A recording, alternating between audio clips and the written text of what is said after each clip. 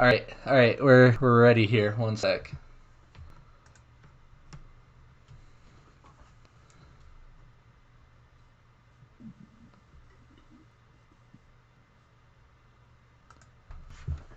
Welcome into the Off-Brand Avalanche podcast.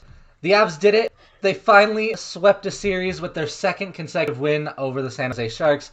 3-0, all three goals scored in the third period, and all three goals scored by the second line. So we like to see that a lot. Before we dive into it, make sure you leave a like on this video, subscribe to the channel if you're new here, and Marshall, Zach, and I are ready for some victory shots. All right, let's go, boys. Okay, are we ready, boys? Gotta wait on Marshall. It's all right. We're good. You ready? Yep. Let's go. That one almost came back up. All right. No, dude. What shots did you take, Billy? Marshall didn't like that shot as much as the last couple episodes. I had just New Amsterdam I vodka. just had some spiced apple rum. It was nice. That's not. It was a nice little shot.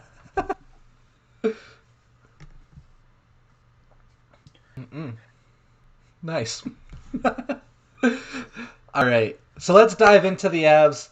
Through two periods, it didn't look like much was happening. It was really the Avs were outplaying the Sharks by quite a bit. They were clearly the better team in the game. Could not quite get anything to go through. Couldn't score any goals, but luckily neither could the Sharks because Grubauer stood tall. And then finally in the third period, Nazem Kadri broke through for his first goal of the season. Finally got that mung off the back, which it looked like he looked relieved, to say the least. So very happy to see that. Then Berkey gets one in there, and then another one by Kadri. So the key takeaway for me from this game is the second line did it. The second line did the work. They shouldered the load this time, and that is good to see. Billy, that was our biggest concern through 5 games of the season. Zach, do you want to go? I was about to talk about how Nas just is breaking out of his slump and had a fantastic game, really.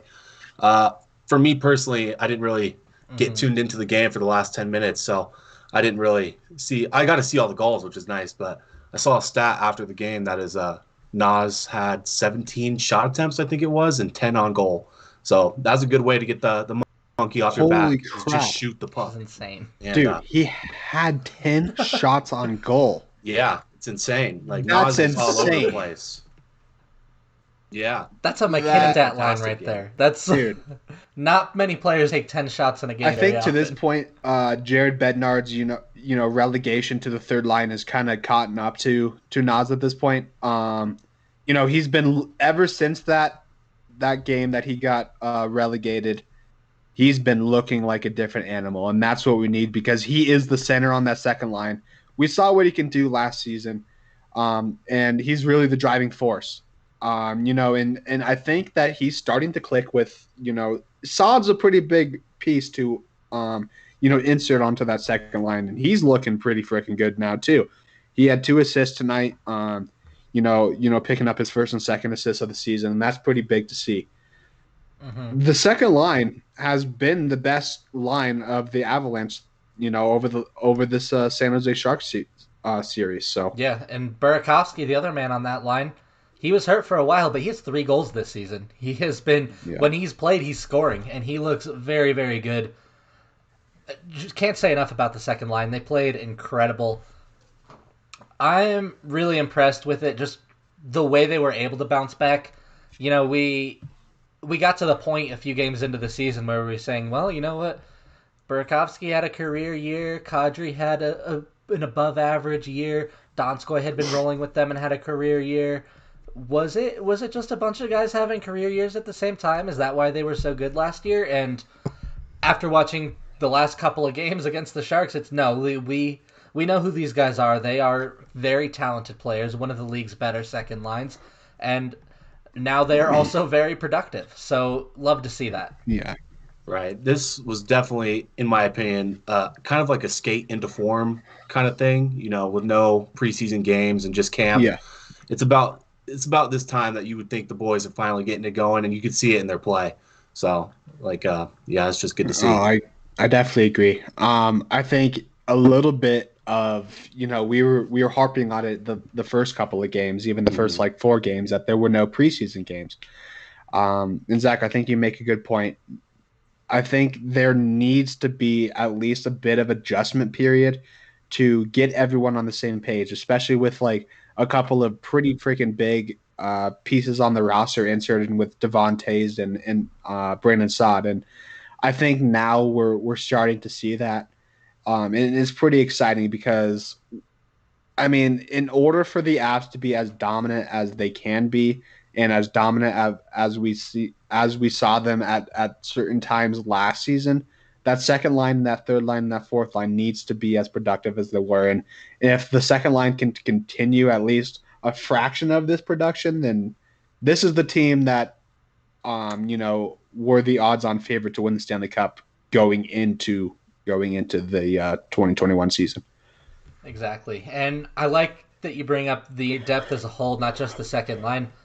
The fourth line, I thought, played very well today. Kiefer Sherwood got 2 very good scoring chances. Yeah. He wasn't quite able to bury, but he was generating some pressure, getting some momentum.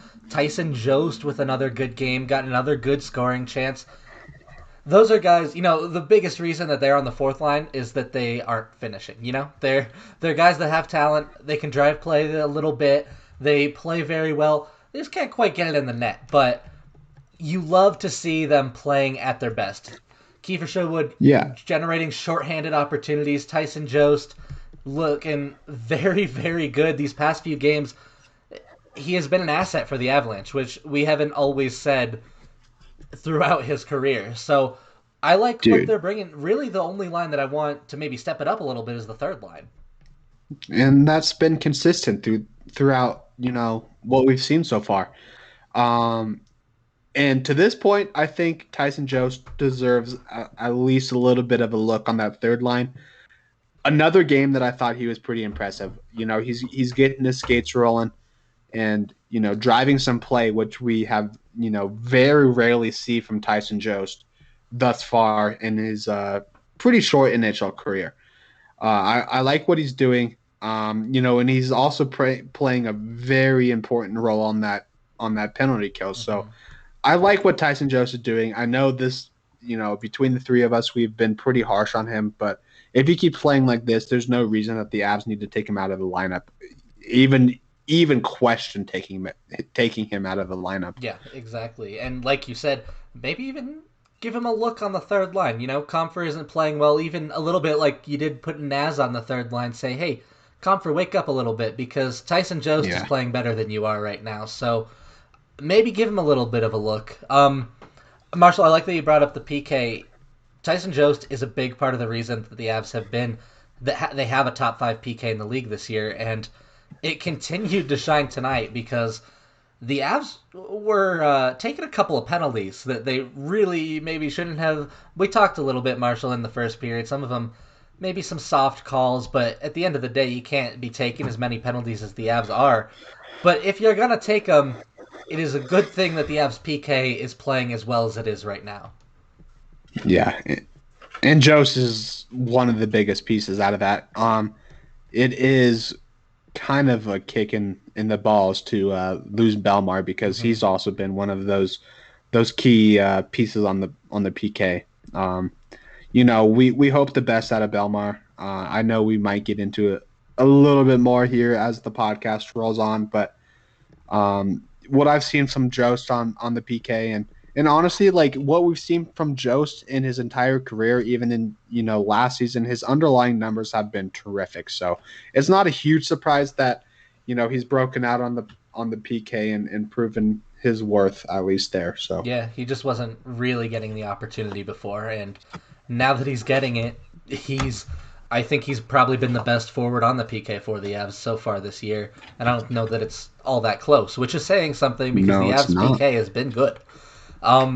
You brought up Belmar, and I do want to talk about the injury a little bit. Didn't look good, It never looks good when a knee twists that way. We will not speculate too much here, but I would be very, very surprised to see him in the lineup in the next couple of weeks here. I think this looks like something that's going to keep him out for a little bit. Yeah. Yeah, it's really unfortunate for the Avs. Not only does Belmar go down with a devastating injury, the update on Matt Calvert today with Mm-hmm. his concussion symptoms is pretty big news as well, especially if we're talking about the penalty kill. But, Tyson Jost has really played himself into that position, and he's been fantastic, really. Yeah. Yeah. I mean, yeah. So that there's a bit of a silver lining for that is that we can rely on Jost. But, losing Belmar, losing Calvert, dude, that's 2/3 of our fourth line that's been so reliable for us over the last couple of years. I do like that Kiefer Sherwood, like you said, Billy had a pretty nice game tonight. So maybe we can rely on him a little bit on that fourth line, but I don't expect that to continue. That could just be me because of the young guns that are, Mm-hmm. eyeing for his job at this point. Belmar's injury, yeah, knees aren't supposed to bend that way. I don't that dude. It was just a fluke. It was just a fluke play.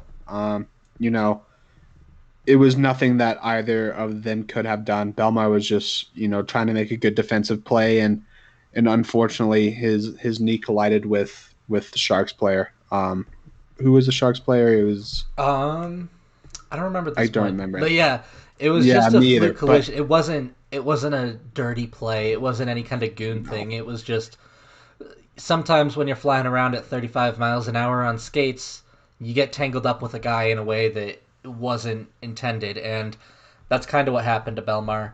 Um, is Bowers the obvious replacement? To me, I yes, think it's got to be Bowers. I think you're doing him a disservice if you're not putting Bowers in. Karim in the chat letting us know it was Donato that Belmar got tangled up yep. with, but I knew Karim Mm. was going to be able to bring that to that's us. what we got him for. And Thanks, Karim.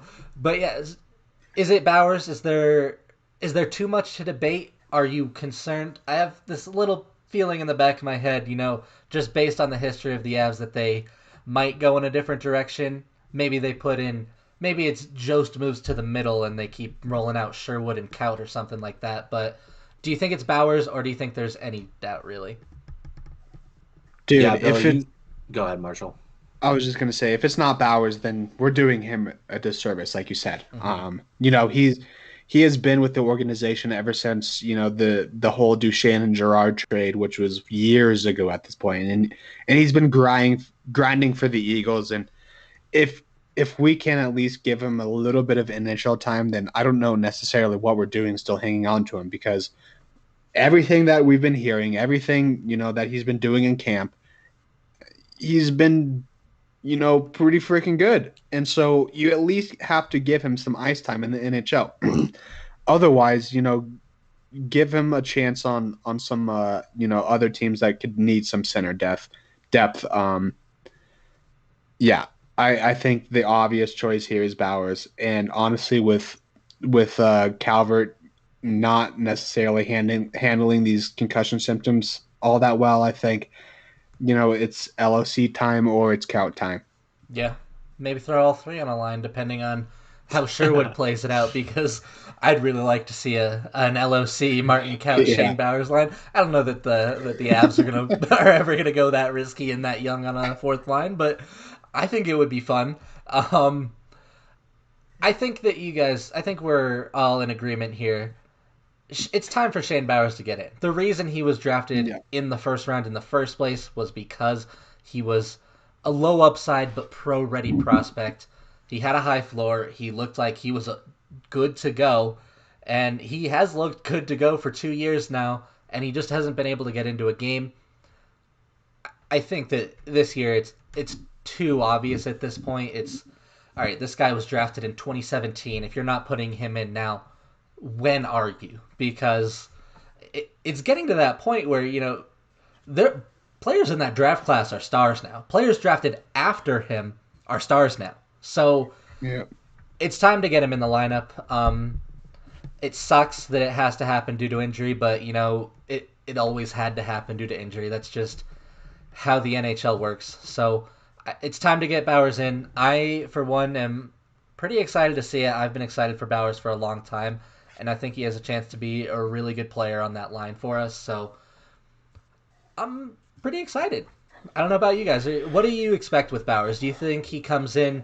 I don't know that he necessarily gets a ton of minutes right away. I think he probably plays right around 10 minutes a night. and maybe even less in the very beginning. Do you expect to see him play at the very least he should be on the fourth line for a little while? How much of a chance do you think he has to work his way up? Maybe not this season, but moving into the future. Well, I think it's a start, at least getting him into the lineup. This is, when Kaut came into the NHL lineup last season when we were a bit riddled with injuries, I know we were all on the board that's like, oh my goodness, why in the heck has Bowers not been caught up? So Billy, I think this is absolutely the chance to at least start the drive for him to insert himself into the Avalanche lineup. And this is kind of why the Avalanche, keep hold on to a lot of their depth. Because injuries happen in the NHL. And, Shane Bowers, he is a perfect replacement on that fourth line. I don't necessarily see him moving his way up and onto that third line role, into the season or really into next season. But, he is that prototypical third line center. So we at least need to give him a shot. And, honestly, I think in terms of minutes, like you're bringing up, I think it's going to be a bit of, a Connor Timmins situation because, to be honest, to me, they're in a bit of the same boat. Like, Connor Timmins hasn't necessarily seen that many minutes, but he has seen some NHL ice time. And I think the same can be said for Shane Bowers on the forward side. Yeah, I think that's pretty fair. I think you just work him in slowly, you see what he gives you, and you hope that it's good. And I, for one, personally think it will be. Let's get some final takeaways from the Sharks series. To me, the biggest thing is we're stringing together some good games. We finally swept a series, which we have talked about on all these podcasts. Is it was about time for that because these splits were getting a little irritating and a little bit nerve-wracking to an extent. It's good to see us just handle the series, and now we move into another one. But final takeaways, what's the biggest thing for you against the Sharks? For me, it's the Avalanche consistently playing their game instead of playing down to another team. Mm-hmm. And I think that's going to be big going into a team like the Wild that's clearly better than these California teams. Yeah. To me is that we outscored the Sharks 10-3 in this series, and Grubauer, played very freaking excellent tonight. We haven't even touched on him. This is the second shutout of the season, and if we can rely on him for that number one goalie, then this is a dangerous team. It would still be nice to, at least figure out what's going on with Frankie, but the prognosis isn't necessarily great for Frankie at this point. So it's good to see Gruby get another shutout here. To be honest, he didn't play the best game that he could have in the first in the first game of the series, and. Mm-hmm. And for them to come out and win 3-0 is pretty exciting. So, Billy, like you said, and I've been harping on, every single throughout the season is we needed to sweep the Sharks, especially going to the Wild series. Yeah, because splitting one series is fine. Splitting two series, whatever. Splitting three series, we were starting to get a little shaky. A fourth one would have gotten us to the point where we would have been very frustrated. And getting that 2 games above 500 is big for us. And now we move into not just a 2-game series, but a 4-game series against the Wild. 2 games there, 2 games here. And I think the Wild are better than anyone else aside from St. Louis that we've played this year. I think they're better than LA. I think they're better than the Ducks, and I think they're better than the Sharks. Kirill Kaprizov scored another goal tonight. He is really the headliner for me in Minnesota. They've got the young goalie Kaapo Kähkönen playing very well right now. Across the league, there's been a lot of young goalies that were hyped up, whether it's Samsonov, Shesterkin, Sorokin, all those guys, even Thatcher Demko. The best of the bunch, to me so far, might be Kaapo Kähkönen, who is playing at a very high level, and I'm a little bit nervous to face him, but very excited at the same time. to see what the Avs do against a young goalie playing at the top of his game right now. Mm-hmm. Yeah, and it does look like Kaprizov is the real deal here. So that I agree with you. Like he's the headline of the Wild there, and yeah, it's just going to be really interesting against a rival already to have a 4-game series. After game 2, I'm going to be excited to see what kind of fights fester. Yeah, because to this point, it's like we haven't seen that rivalry really build up, and we haven't had a 4-game series against one team, this far, and I think that's going to happen in this series, especially with the history between the Avalanche and the Wild. These are two teams over the last 5 to 10 years have hated each other, like absolutely hated each other, hated playing against each other. And we've seen some high scoring games in both the Avs favor and the Wild favor. And so this is a very exciting series to me. I know we touched on it last podcast. We did not want to go into this series, just even again, like 500. It was important for us to get this win because, I think it builds a little bit of confidence for the boys. Going against one of our old division rivals, not necessarily in this season. And it's going to be exciting. It's going to be exciting, and I do expect a little bit of, harshness and maybe even our first fight of the season. Yeah. We haven't really seen anything get too heated yet. This series against the Sharks, probably the most of any of them. Towards the end of both games, when the Sharks knew they lost, they were getting a little iffy there when it came to some of their antics. But I don't think we've seen anything like we will in this Wild series. I think these are teams that dislike each other, as you said, Marshall, and that are both. These are teams that are legitimately competing for a playoff spot more so than I believe the Sharks are at this point in the season, or really just in their franchise's status.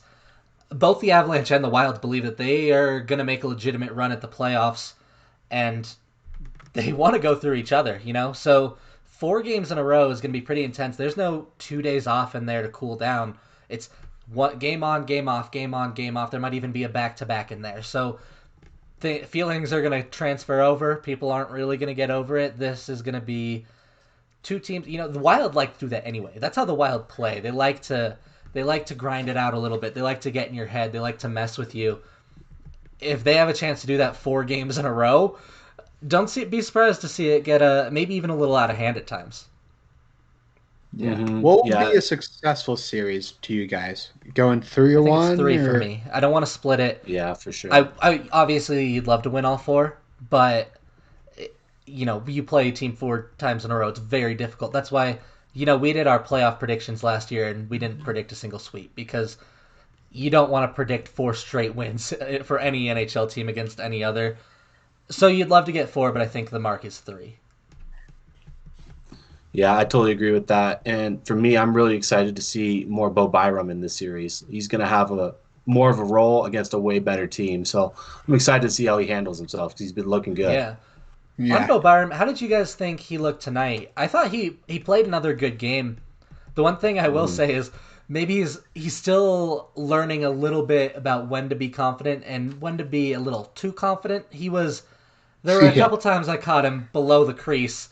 And one time in particular, Andrei Burakovsky looked to the point to make a pass back, and there was nobody there because Byram was down behind the net. So one kink he's going to have to work out of his game is maybe just a little bit less of the being a forward, basically. You can be offensive, just leave the forwarding to the forwards.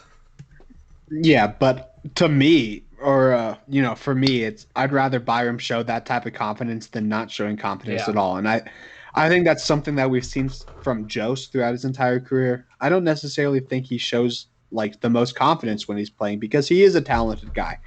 But for me, it's like if you show a little bit too much confidence out there, then that's better than showing too little confidence. And I think that Byram will end up figuring that out. And, he knows how talented he is. And there's no question about that. And that's pretty exciting for the Avalanche. But, yeah, maybe not as, like, a legit contender this year. We don't want him to be like, totally deep in the forward zone when he should probably be, protecting the zone that he's positioned to. So, Yeah, just a rule of thumb: if you but don't have the puck and you're a defender, be above the circles. yeah, But yeah, I think you're right. but Go ahead. to this point, it's like there's no question in my mind that Bayern's going to have any difficulty, transitioning into the NHL because of this confidence. Yeah, and I think you're right that it's easier to dial it back than it is to develop that confidence in the first place. So I Yeah, I'm perfectly happy with him. I just that came to my mind. I was remembering that play when Zach mentioned Byram, so I thought I'd bring it up. But getting yeah. back on this Minnesota series, what are your keys to the game? What do the Avs need to bring to the table? Is the secondary scoring going to be big again? Is it going to be? Are we going to need to see Grubauer continue to be? Is it all of it? What are the biggest keys for you for the Avalanche going against the Wild here? Yeah, it's going to be scoring depth again for me. With you can't shut down McKinnon in that top line. You can only slow them down. So it's pretty much an automatic win if we get that secondary Yeah, scoring. yeah, absolutely. Zach, you make a good point, but to me, I think it's just the hunger.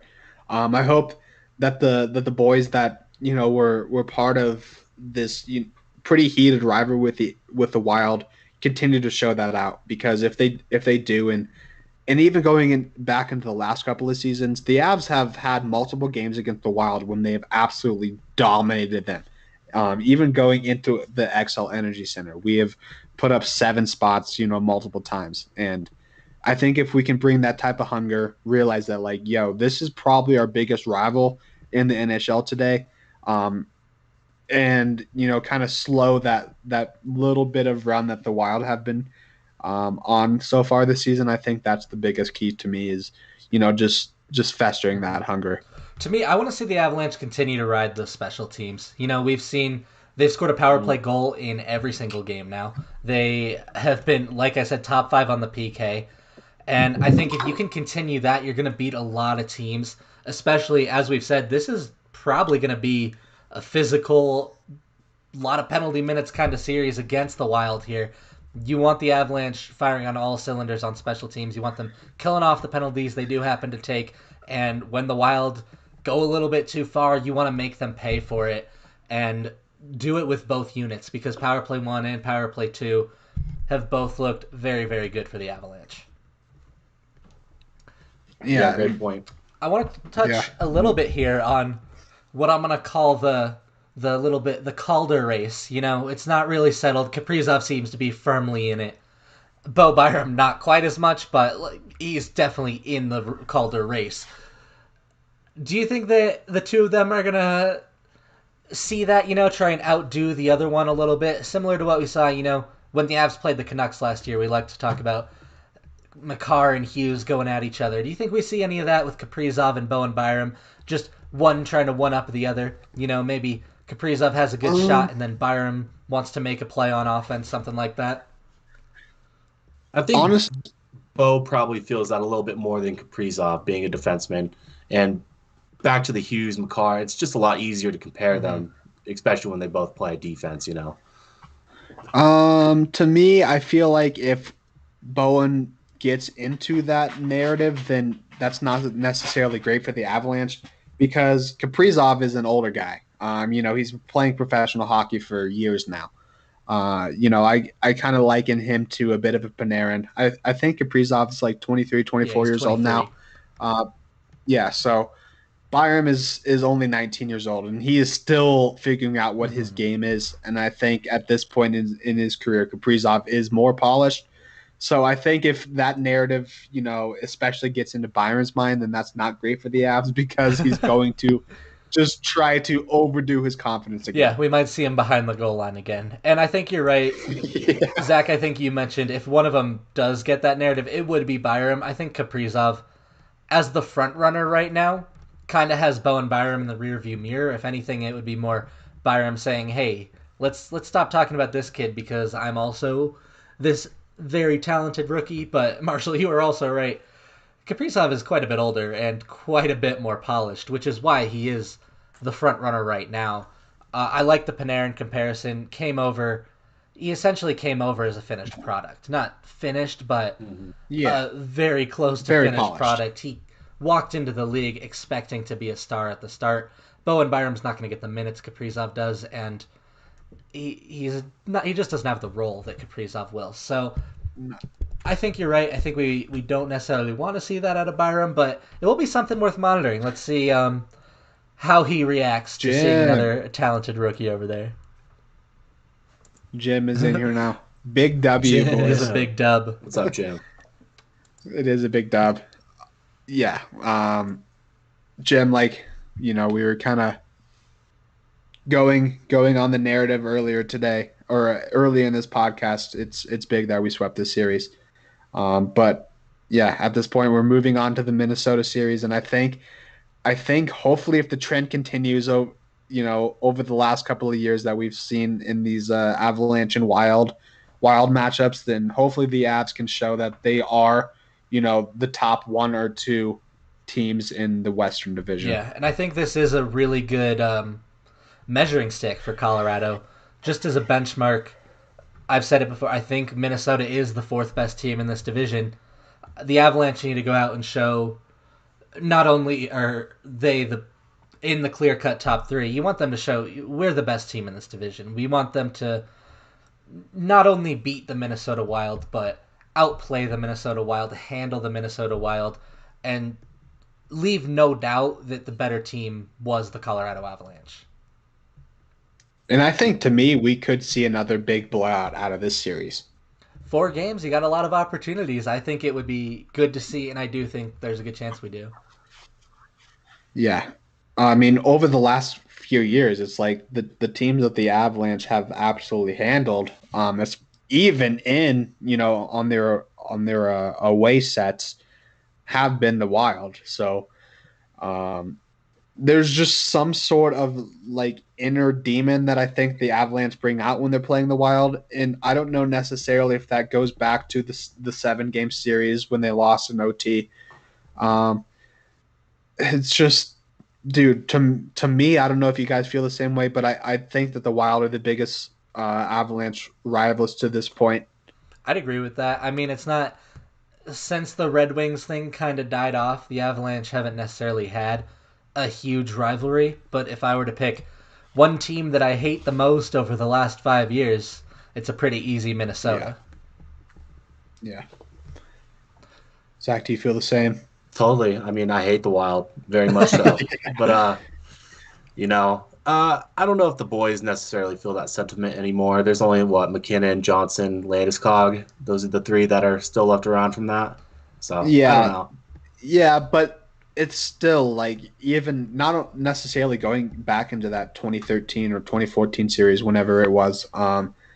We've seen some pretty freaking chippy Wild matchups over even the last couple of years. So I don't think that hatred has necessarily totally died out. That narrative is still there, and they've been pretty neck and neck going back to that series. The Wild always, ever since I knew them as a franchise, a very hard-nosed game. They always have big bodies, and they're willing to commit to their game. Bruce Boudreau, when he was their coach, that was the epitome of everything. He made his team work really hard, and it always just drove teams crazy. And I think that's a bit of where that hatred stems from, and I think it continues into this day. Yeah, I mean, you're also still division rivals, which is something. Go ahead, Zach. Going back, the Wild are always a team. I mean, if I was a betting man, this is a series where I bet the over on goals. I could see this coming out and being at like 6.5 to start. But these are both teams that, this is going to be a shootout series to me. It's not going to be so much focused on defense. I think there's going to be a lot of goals in these 4 games. I hope so, because that's where the Avalanche excel, Yeah. The Avalanche are at their best when teams are trying to outscore them, because that's just, unless your goalie has some kind of insane night, outscoring the Avalanche is just not something that happens very often. I mean, to be honest, if we're looking at the entire West Division, is there one team that's looking to, style their game plan of outscoring the Avalanche? Because I don't think there is. Not really, honestly. There's a lot of St. Louis and Vegas and Anaheim all play these very similar styles of grind you down. LA is the same way, San Jose. Dude, all There's of not them. a high end offense. There's not a Florida in our division. There's not a Winnipeg, you know? There's not a Tampa. You know, like all of I the entire West Division, they play a very similar style, and the Avs are a bit of the odd man out. Yeah. And as the season progresses, I feel like that could, end up benefiting the Avalanche once we start hitting our groove, because there isn't a team stylistically that matches up to us. Not necessarily even close. I would argue that maybe Vegas could, but even looking at the Vegas roster and the way that they play their game, they still are a very defensive sound team, and grind out those wins, playing on their own end of the puck, and playing a very smart game. So Yeah. Vegas has a lot of offensive talent, but even with them, when you think of a Vegas win, you think 2-1 a lot more often than you think 6-2. So that's how a lot of the teams in this division play, and Minnesota is not much different. Maybe a little bit more blooming offensive firepower in Minnesota with some of the guys that they're bringing in, including Kaprizov and some of the guys Boldy and Rossi in the pipeline, who will also fit that Minnesota grinded out style, but yeah, have some offensive talent. I think that the Avalanche have a chance to. They're without a doubt the most offensively talented team in the division, and I think it'll be good practice for them to learn to win in other ways, because maybe when you get to the conference finals, you run into a team like Tampa where you're trying to beat them in a shootout. But a lot of the good teams in the NHL right now, if you look at who was in the conference finals last year, those teams, other than Tampa, all very much wanted to grind the games out. And I think you're going to see a lot of that for the Avs all year, and it's good for them to be practicing it. Mm-hmm. and I kind of feel like that's what Bednar is trying to instill at this point. He does want the boys to skate, but skating doesn't necessarily just mean on the opposite side of the puck. It means getting back on the back check, and really supporting their defense. So I think as the Avalanche, as the game evolves, we will start to see that. I mean, honestly, to this point, we haven't necessarily not seen that. I mean, tonight was a shutout. In the previous series, the only games that we've lost are pretty low scoring. That the boys couldn't necessarily put the puck in the net. But I think it needs to be a bit of a hybrid for the Avs to truly excel in the West Division, because they are going to face these hard nosed defensive style of teams more often than not. And if we can at least, I mean, the goal of the game is to score more goals than the other team, and if we can kind of combine that with shutting down the other team, then I think we're going to be just fine. Mm-hmm. Yeah, exactly. And I think the Avalanche are always going to be a transition team. That's their skill set. That's what they're going to want to do. But you definitely want them to be able to also pack the middle when they have a lead, because we've seen them at times not necessarily be perfect with the lead, and the better you can get, the better. Karim brings up Landy in the chat. I think he's fine. I was not particularly concerned. He got up just fine, and he skated off himself, and it was a weird little ankle twist. And as a player, I can tell you, when you have something twist weird like that, it scares you a little bit, and that's one of the reasons you stay down for a second. And I think that was the case with Landy, so I do think he's fine. I think Jim brings up even a better point, though. Well, really quickly, going on to Karim's point, I think I would be a little bit more concerned about Devontae's, but I do think that he's a little bit more fine than Landy at this point. Or I think that Devontae's and Landy are both fine. I would be definitely more concerned about Belmar. I don't think that we see Belmar for the rest of the season. Legs aren't supposed to bend that way. But Jim, that's a really awesome point, because they were showing a graphic on the Altitude broadcast tonight about the goal disparity between each division, And the Canadian division is averaging over 1 goal per game more than every other U.S. division. So the Avs stylistically would definitely match up more with the Canadian division teams. Looking at a few, it's like Edmonton, Toronto, Vancouver, and all those. So yes, they would match up definitely. It would be really fun to see them in that division. We'd see a lot of high-scoring games for sure. Yeah, so it would be a lot of fun to see them in that division. But and honestly, I think they would be the best team in that division. But I think whoever makes it out of this West division, like on top, is going to have a bigger edge over that North division, title winner, just because that they've been playing against the teams that typically, grind out the defensive style of game and a lot of times make it to that Stanley Cup. So I'm kind of happy that they're not in the North division, and it's kind of important for us to play these type of teams.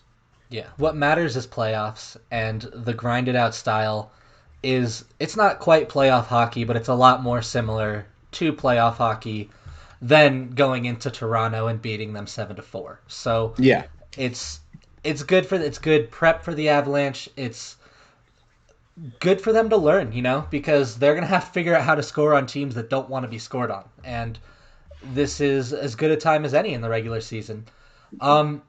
Before we do get out of here today, Marshall, Zach, any final thoughts? One thing, just looking around the league real quick, one thing that kind of stood out to me is the Jim Rutherford resigning due to personal reasons. I think that's a bit interesting to me. I don't know what you guys put into that, but... Well, do we know what said personal reasons are? I guess I haven't read too much on the story. No, but this is a guy that's been pretty influential in... Oh, totally. Yeah, so I think you won multiple Stanley Cups, so that's one thing. If he is going through something serious, then I would just like to, he's definitely not listening to us or anything, but I'd like to put out at least some sort of condolences. Yeah. Hopefully he can figure out what he's going through, and hopefully it's not something too serious, and maybe he can re-enter the game of hockey here soon. But if not, then yeah, he's a bit of a legendary GM. Yeah, absolutely. McFarlane apparently being looked at to replace him, which that could be interesting. Also very interesting. All right, but that is all we have for you guys today. I do see that we have 7 people still in that live chat, so I want to see 7 likes on this video at a minimum. Hit that like button while you're still here. If you're new, subscribe to the channel. We're bringing out content after all of these Avs games.